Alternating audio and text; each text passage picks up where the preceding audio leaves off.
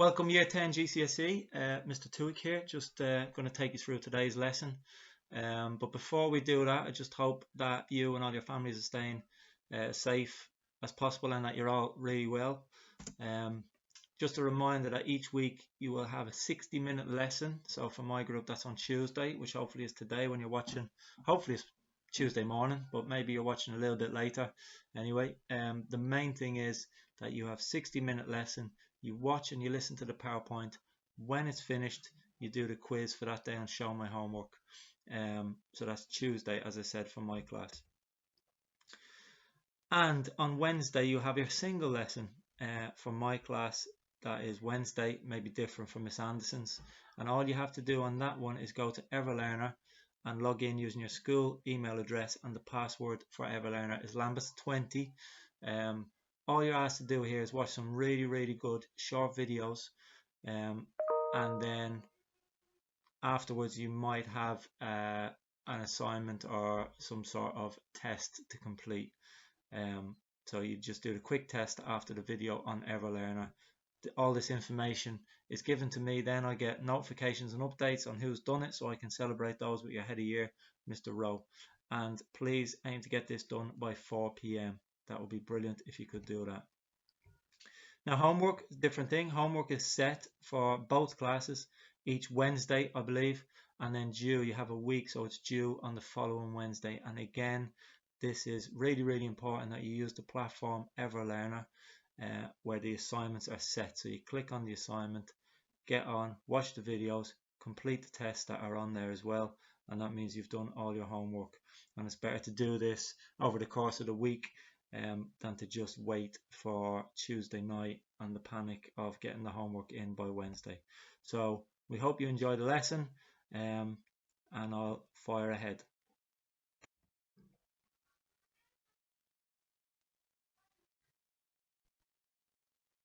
Now make sure that you're watching these PowerPoints with sound on, because you get some really good instructions and we can elaborate a little bit and give you some background as to the best way to learn what we're learning, the content in this lesson. So please make sure that your speakers are switched on, you're watching it on a laptop or on a computer or some device that lets you hear the audio over these PowerPoint slides.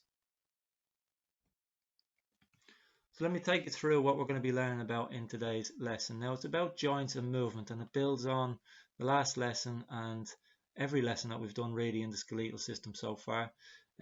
Today you're going to know the different movements possible at joints in the body. You're going to understand the role of ligaments and tendons, something that we've touched on already, but I'm going to go over it again in a little bit more detail. And obviously then by the end of it you're going to be able to apply this new knowledge to different sporting scenarios. So we'll take you through this step by step, but the first thing to do is we're going to use Google Forms, Microsoft Forms, and you just need to click where it says click here, the blue writing, and that takes you into the memory platform, and just answer questions 1 to 10 on the memory platform. So please just take the time to click this and then rejoin the slide. So I'm looking for you to click this button over here, which I've just circled. So good luck with the memory platform. Get into Microsoft Forms, sign in with 365. It should ask you for that. If not, just put your name at the top, but it works best if you sign in using the Office 365. And I'll see you on the next slide.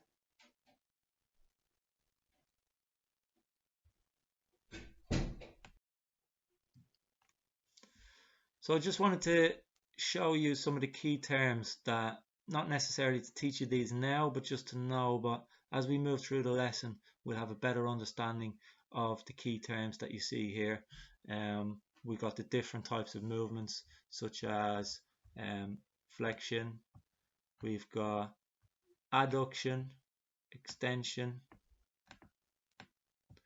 we've got plantar flexion, dorsiflexion, abduction, rotation, and circumduction, as well as an understanding of what ligaments are.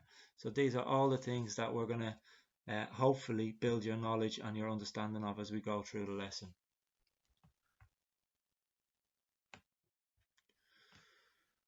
Now, bones work with muscles to produce movement. We know this. We have our skeletal system and our muscular system, and they're both very, very importantly interconnected.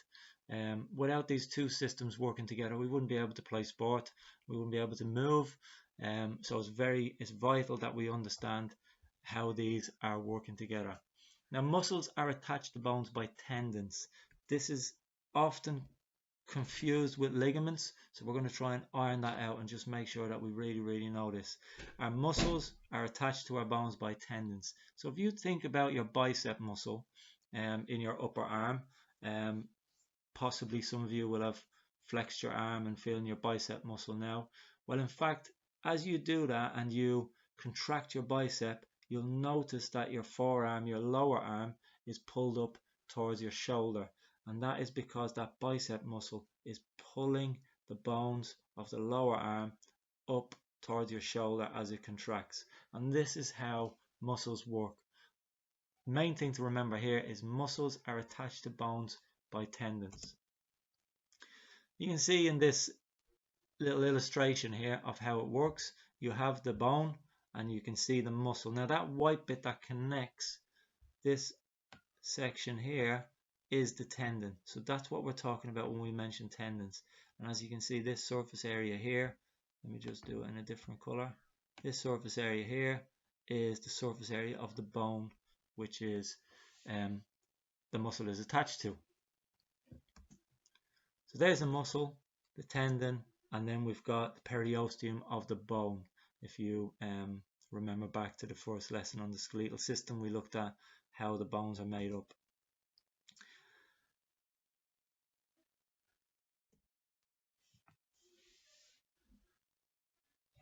Ligaments and tendons, often confused. Let's just get to the bottom of what they are now. So these are both types of strong fibrous tissue. So very strong. They are classified as soft tissue within the body, but you must remember that these are really sturdy pieces of soft tissue that are in the body. Ligaments attach bone to bone, whereas tendons attach muscle to bone. And you can see here, if we're looking at the green arrows, you can see this piece here. Let me just select green. Down the side here, this is a ligament. And as you can see, it's joining this upper bone here, which is your femur, and joining it to your tibia, which is in the lower leg. I've also got the ligament over on the other side here. So if we're just focusing on those ligaments. Now what these ligaments do is they give a stability to those joints.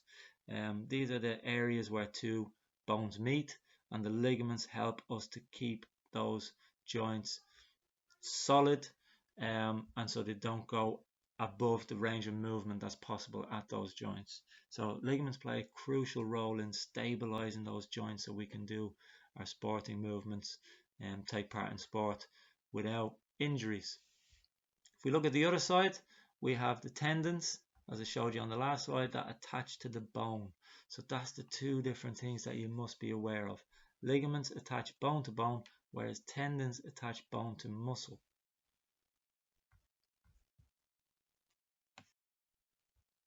So let's recap over this a little bit.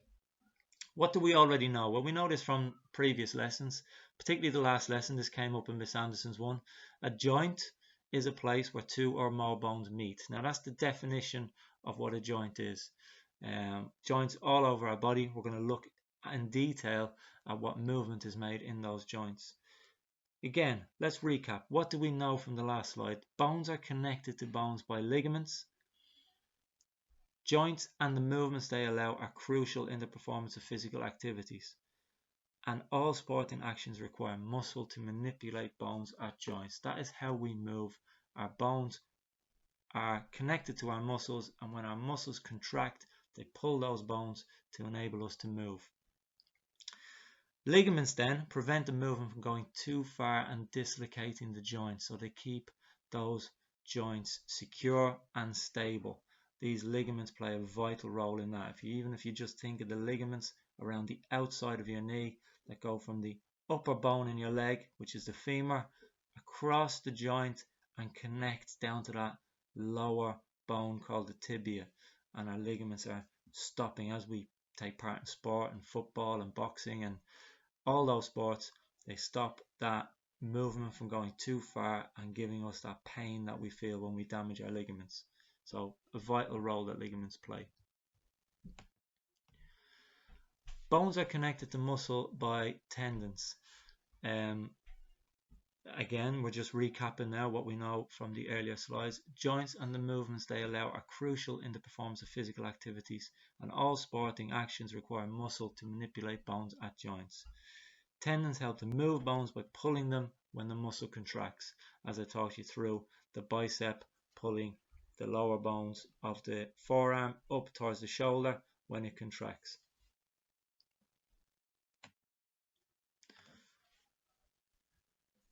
So as you can see, this is a GIF that I've added in here just to illustrate what I have been talking through. So you can see that this is a bicep. The bicep contracts. It's connected to the radius in the lower arm, which then pulls that lower arm section up towards the shoulder. You can see in the top right hand corner of this GIF, you see this could just be somebody in the gym doing dumbbell bicep curls, and this is the reason why we need to know that the muscular system and the skeletal system work so closely together.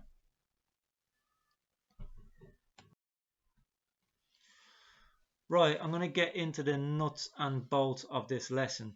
So we're going to look at the knee joint. That's the first joint we're going to look at, and what you really need to know is this is of course a hinge joint. So we've got the movement at a hinge joint.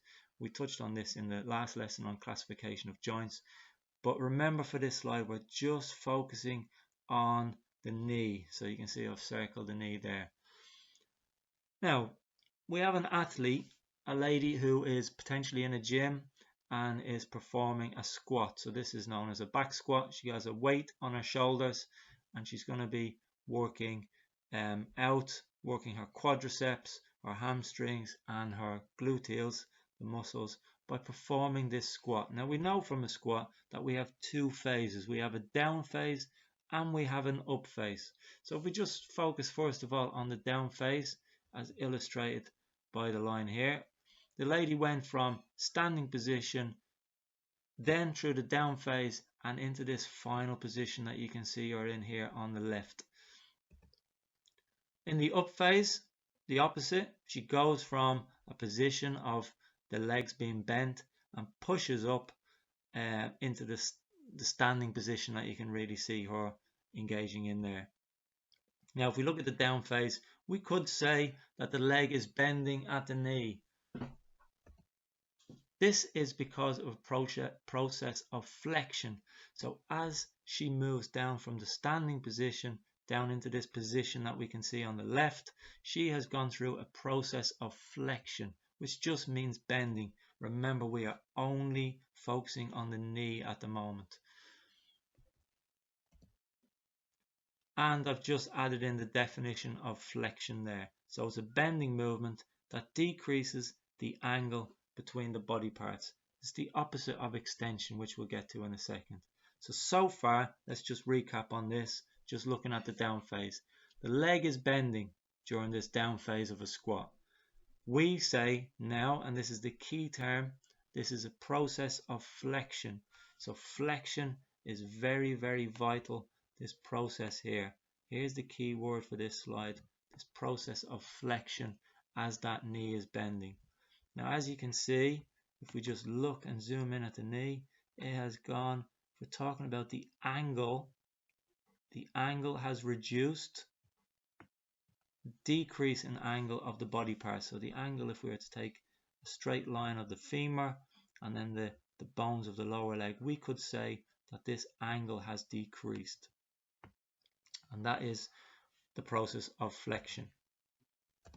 Now when we look at the other side, this is the straightening phase. So we imagine that she's going from the picture that we can see of her on the left, and obviously standing up, the leg is straightening for her to perform that movement. This is now what we call a process of extension. So where we used to say she is straightening her legs, we are now going to say she has performed the process of extension in order for her to perform this movement. So the knee has gone through a process of extension.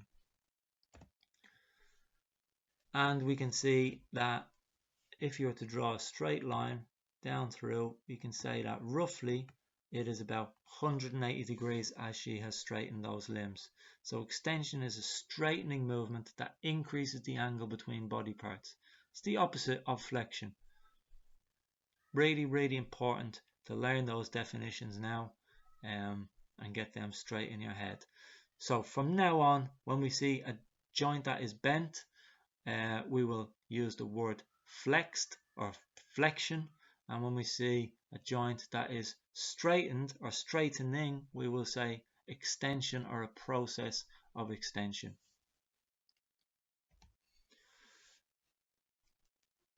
Now, flexion and extension are the only movements possible at a knee joint, and it's important to know this. They're the only two movements possible at a knee joint. So let's move on and look at another joint. So we've got the elbow, and again, as you can see, we have identified that this is also a hinge joint. Very, very simple hinge joint. So we know that there's only going to be two movements possible at this elbow. As we looked at in the last one, we can see that there's a down phase. This is an athlete who's possibly in the gym, working on their biceps, performing bicep curls. And again, we're only focused on the movement at the elbow here. No other area we need to focus on, as I've circled in this diagram here. We have, of course, the down phase where the athlete lowers the weight. And we have the up phase where the athlete then contracts the bicep and brings that weight up towards their shoulders. The arm is straightening during the down phase. We now know that this is a process of extension. That's the new key term that we're going to use, a process of extension.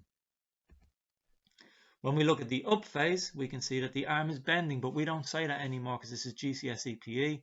So we say that this is a process of flexion, or the arm has been flexed. And just to recap on those two terms, flexion is a bending movement that decreases the angle between the body parts. As we can see here, thinking about the angle between those body parts of the humerus in the upper arm and the radius and ulna in the lower arm, it's decreased the angle. We look at the other side and we can see that it's roughly gone to 180 degrees. So we've increased the angle between those two bones in the upper and lower arm. And again, just want to underline that flexion and extension are the only movements possible at this elbow joint.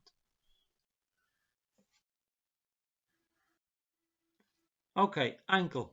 Again, we have to know that this is also another hinge joint, but the names of the movements here at the ankle are very different. But there's a really, really good way for us to remember these movements. We can see that as the athlete has moved their toes up towards their shin, bending or flexing the toes upwards, bringing them closer to the shin, this is called the movement of dorsiflexion. So we have raised our toes up towards our shin. Now, when might you do this in sport? Well, you might do this in sport preparing to land. Let's say you've taken off, you've jumped in the air to head a ball and you're preparing to land. You will move your toes up towards you to provide a surface that you can land on. This is called dorsiflexion. Footballers amongst us, controlling the ball that comes down from a high area, you will know that you need to dorsiflex your ankle in order to then cushion the ball as it comes down, and you can control it on the floor without it bouncing all over the place. So dorsiflexion. How do you remember this? Because that's quite a new word. Well, I like to teach people to think of a shark, and that is known as the dorsal fin on a shark, which is at the top, which helps me to remember that if you move your toes up towards the top, you remember that that's dorsiflexion. Now, plantar flexion is the process of moving or pointing your toes down further. Extending or pointing the toes down away from the shin is plantar flexion. So this is the opposite movement, When might you perform this movement? Well, any time that you need to spring into the air. So jumping, if you're jumping off the ground to again perform a defensive clearance, a header, or if you're taking off in the long jump, these are movements that you might use as an example of plantar flexion. Again, how do you remember this? Well, plants grow their roots down into the ground, so if I'm going to move my toes downwards towards the ground, that's how I remember that as a process of plantar flexion, as I've shown in this diagram down below. So quick recap: knee and elbow, hinge joints, flexion and extension are the only two movements that we have at the knee and the elbow. But we've also got the ankle, which is also a hinge joint, but we have different terms for the movements that are possible there. Plantar flexion, as you move your toes downwards, and dorsiflexion, as you move your toes upwards towards your shin.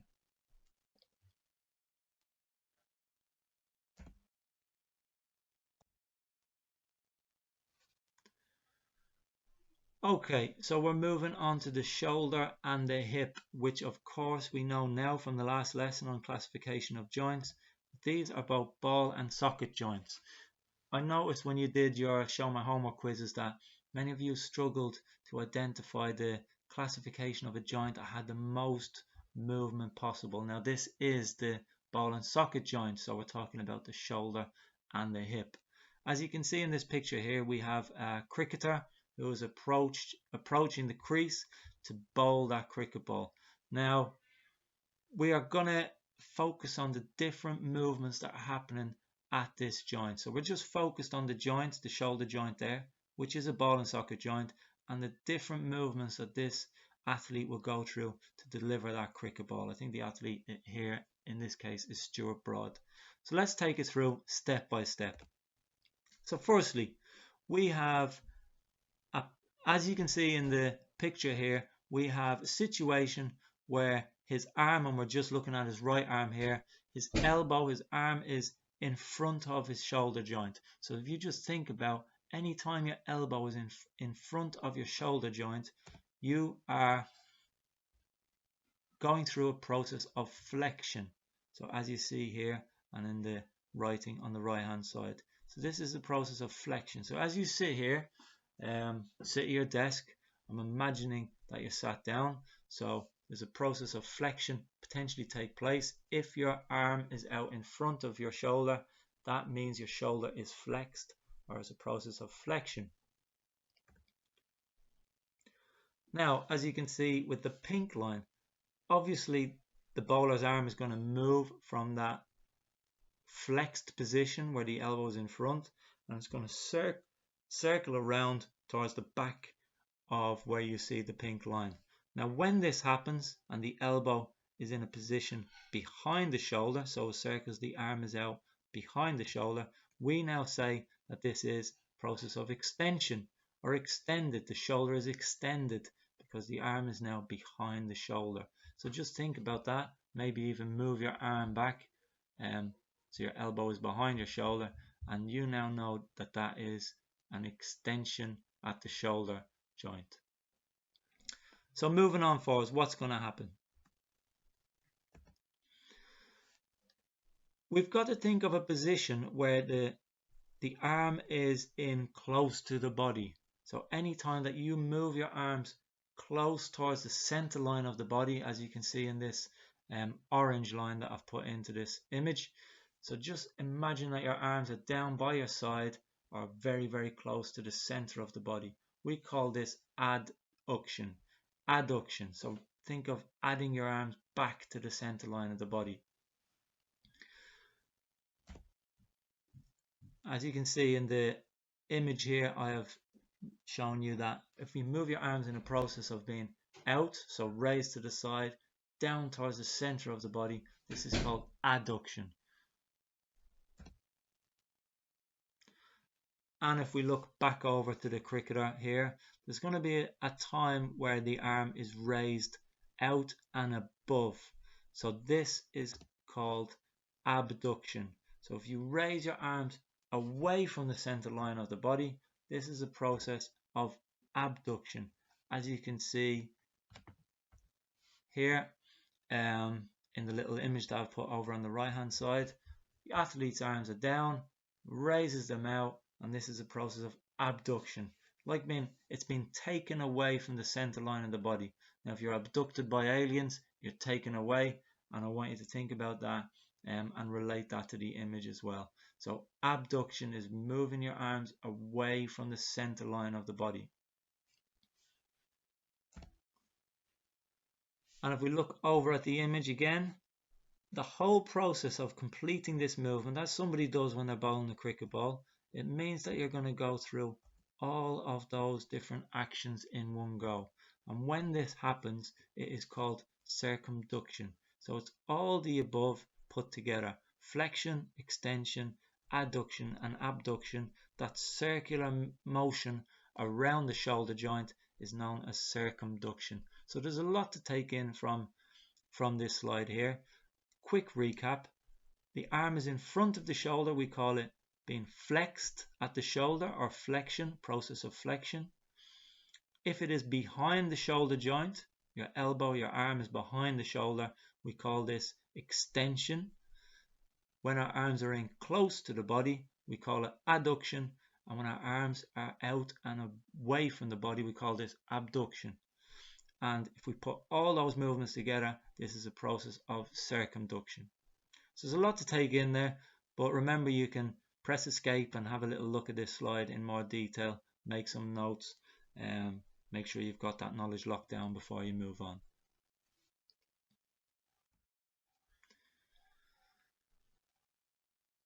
So now we're going to look at another joint, and this is the pivot joint. So we know that the neck, which is the atlas and axis in the upper neck, is a pivot joint. So as you can imagine, it can pivot around one particular axis. So the one movement that we can get here is rotation. So the head is turning around a single axis. As you can see, I've chosen here the image of Messi, because he's a centre midfielder and he needs to be constantly aware of what's happening around him on the football pitch. So he's just continuously using that rotation of that pivot joint to see where his teammates are, looking over his shoulder, see how closely he is marked, see how much time he could potentially have on the ball. It's that spatial awareness that we use all the time. Another good example here would be an Olympic swimmer in the swimming pool, and using that rotation around that pivot axis to get their airways out of the water to be able to take in another breath before they rotate their head back around, performing the swimming strokes. So there's a number of examples that you can use here. But to recap on this one, thinking about our pivot joint, which is in our upper area of our vertebrae, our atlas and our axis, and how people pivot, turn their head from side to side. Lionel Messi being a really good example, trying to calculate the amount of time he might have, or where his teammates are on the pitch, so he can think about where to pass the ball to. Now what I'd like you to do here is click on the link and complete question 11 to 20. Now it's going to take you back into the same form that you did for the memory platform, which is fine. So just click the link here. Again, using your 365 account, which is connected to your school email, will really help. But go in and try those questions out. Just questions 11 down to 20 to see how much of the knowledge you've managed to retain. If you want, you can have a little flick back at those last few slides that we did. By all means, listen to them again before you click on the form and submit your answers to those multiple choice questions.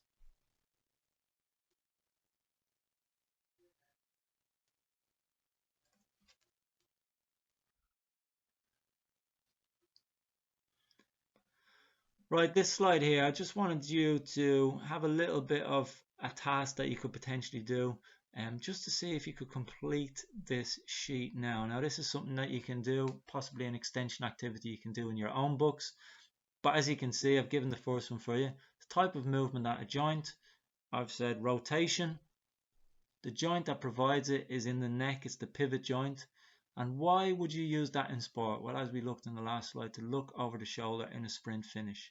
and then I give you some examples in sport and just want you to think about the type of movement at the joint that would provide it, and work your way through those. So again, you can pause that slide there and just try and give yourself 5-10 minutes to complete that in your own books. That would be great.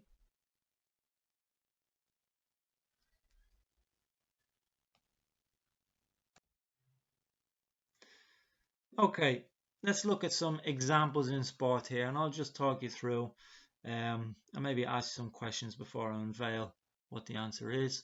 So the type of movement, we've learned this already. It's flexion. It's a bending movement that decreases the angle between body parts. We looked at two examples of this. We looked at the elbow, person performing a bicep curl, but we also looked at the athlete that was performing the squat, the weighted back squat, and we thought about that as an example. But can you think of any other examples now of flexion, of bending movement? One example would be someone working out in the gym bends their arms up when doing a bicep curl. That's a good example to use if you need to use one in an exam style question. Extension, a straightening movement that increases the angle between body parts. Now remember, in the up phase of the squat, the athlete, the lady, was going through a process of extension, which just meant that she was straightening her legs, increasing the angle between the body parts. An example here would be a swimmer swings the arm backwards in preparation for a racing dive, because we know that extension at the shoulder, any movement that brings your arm back behind the shoulder, is extension. It's a little bit trickier to think of the shoulder joint and the hip joint in that way, but if you just imagine the arm being brought back behind the shoulder is extension, or the hip, the leg being brought backwards, possibly as you run down a track, you need to be bringing your leg backwards behind your hip. That is extension. Let's look at adduction. Adduction, movement that pulls towards the midline of the body. Now remember, I gave you the example of somebody with their arms out and then they move their arms down to the sides. This is adding those arms back to the center line of the body. So this is adduction. Great example. A golfer on a tee swings the club down towards the ball. That would be a really good example of adduction at the shoulder joint. Abduction pretty much is the opposite. So it's movement that pulls the arms away from the midline of the body. Example, gymnastics is always a good example to talk about if you can be very, very specific about what they're actually doing. For example here, perform the crucifix on the rings.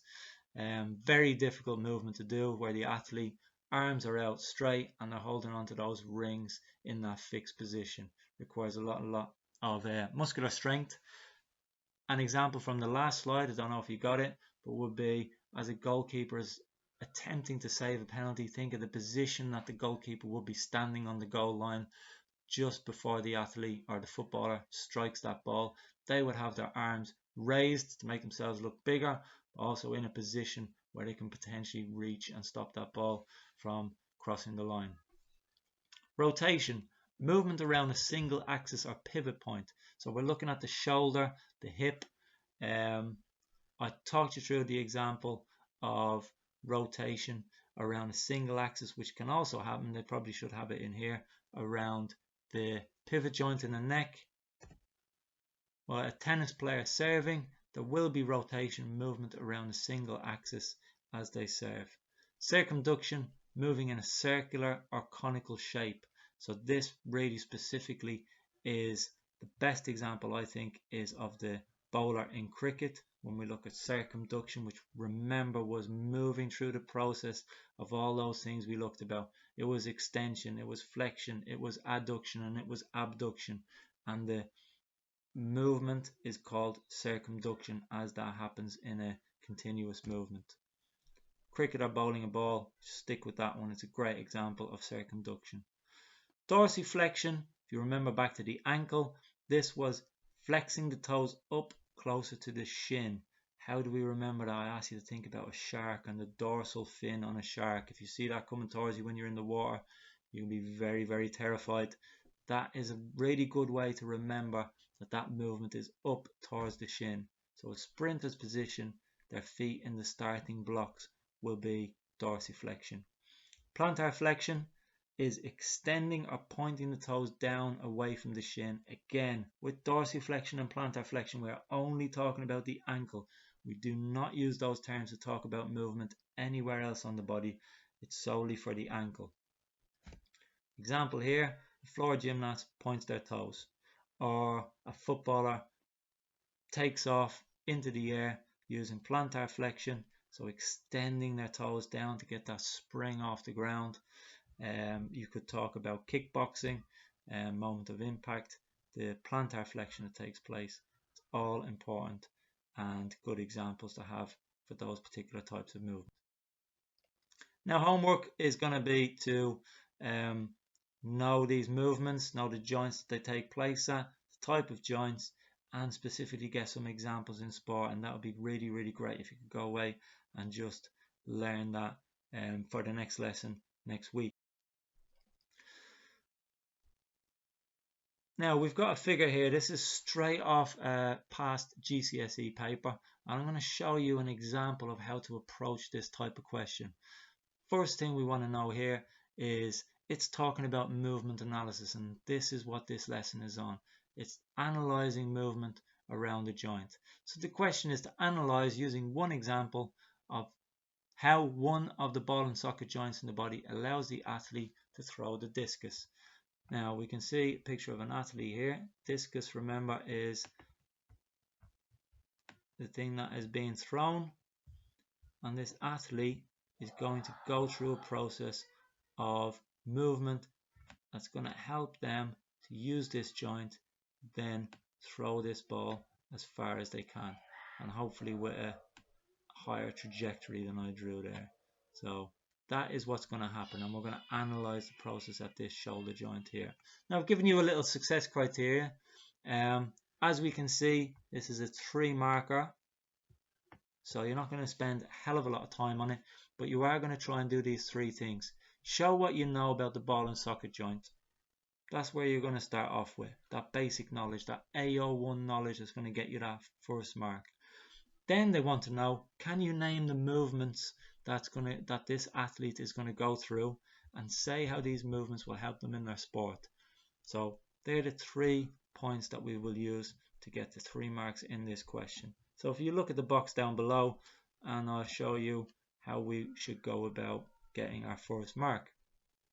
So shoulder is a ball and socket joint and gives complete range of movement. So remember from the last lesson, the Show My Homework quiz, if we're talking about a ball and socket joint, it is the joint with the most range of movement. And that will give you, just by saying that, it will give you your first mark for this question. But let's go on further and say what the name of the movements are.